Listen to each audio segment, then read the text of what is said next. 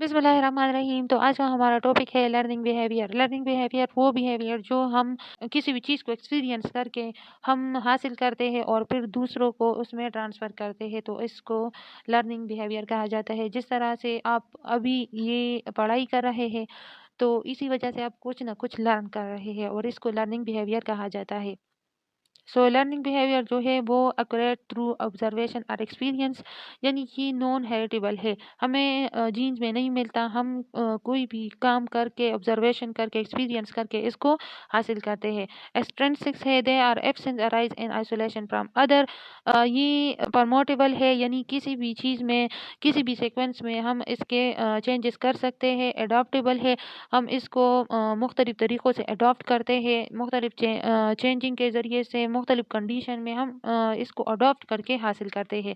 Progressive, subject to improve through practice, और इसको हम प्रैक्टिस के ज़रिए से मज़ीद अच्छा करने की कोशिश कर सकते हैं। इसके अक़साम है हैबिचुएशन। हैबिचुएशन जो है वो लर्निंग है जिसमें कोई भी चीज़ रिस्पॉन्स देता है, लेकिन एक ख़ास मुद्दत तक रिस्पॉन्स देता है, एक ख़ास इम्पोर्टेंट तक, लेकिन इसके बाद फिर उस के पीछे कोई भी रिस्पॉन्स नहीं देता। फॉर एग्ज़ाम्पल स्नेल को अगर छोड़ा जाए ग्लास पर, तो जब हम ग्लास को इस तरह से टिक टिक करते हैं तो वो रुक जाएगा। फिर वो थोड़ी देर बाद दोबारा चलना स्टार्ट कर देगा, लेकिन जब हम टिक टिक दोबारा करेंगे तो फिर वो रुक जाएगा। तीसरी बार जब हम करेंगे तो वो थोड़ा-सा रुकेगा, लेकिन जब हम चौथी दफ़ा इस तरह से करेंगे तो वो नहीं करेगा, वो इसको इग्नोर कर देगा, और इस इग्नोरेशन को कहा जाता है habituation.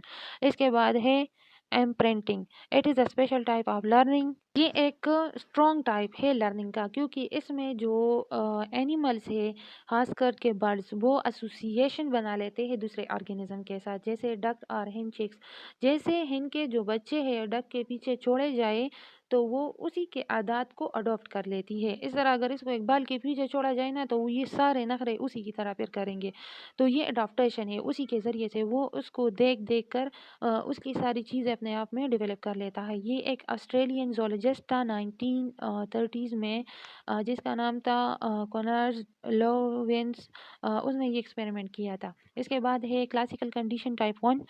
Natural stimulus is try to artificial stimuli to get response. किसी भी नेचुरल बिहेवियर को हासिल करने के लिए हम एक आर्टिफिशियल चीज़ का इस्तेमाल करते हैं, और इसके नतीजे में जो रिस्पॉन्स आता है उसको क्लासिकल कंडीशन टाइप 1 कहा जाता है। जैसे डॉग, इस पर एक्सपेरिमेंट किया गया एक डॉग पर।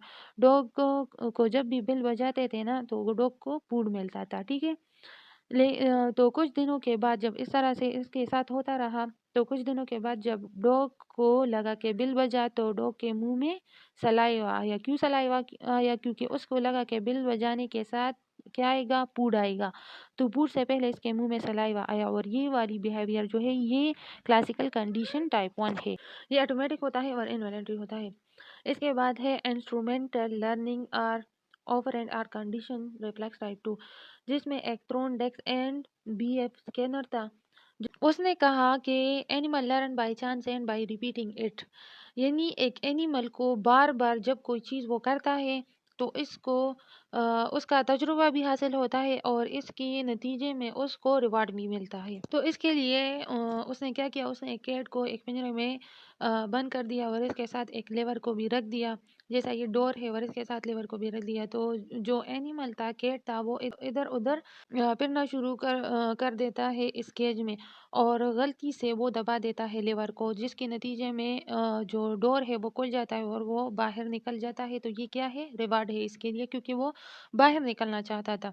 अब जब दूसरी बार इसको अंदर किया गया ना, तो उसने इधर-उधर जंप नहीं लगाया, बस डायरेक्ट गया और उसने लेवर को प्रेस किया और बाहर निकल गया। तो ये वो एक्सपेरिमेंट था जिसमें कोई भी जानदार बार-बार रिपीट करने से उसको रिवार्ड मिलता है, ठीक है?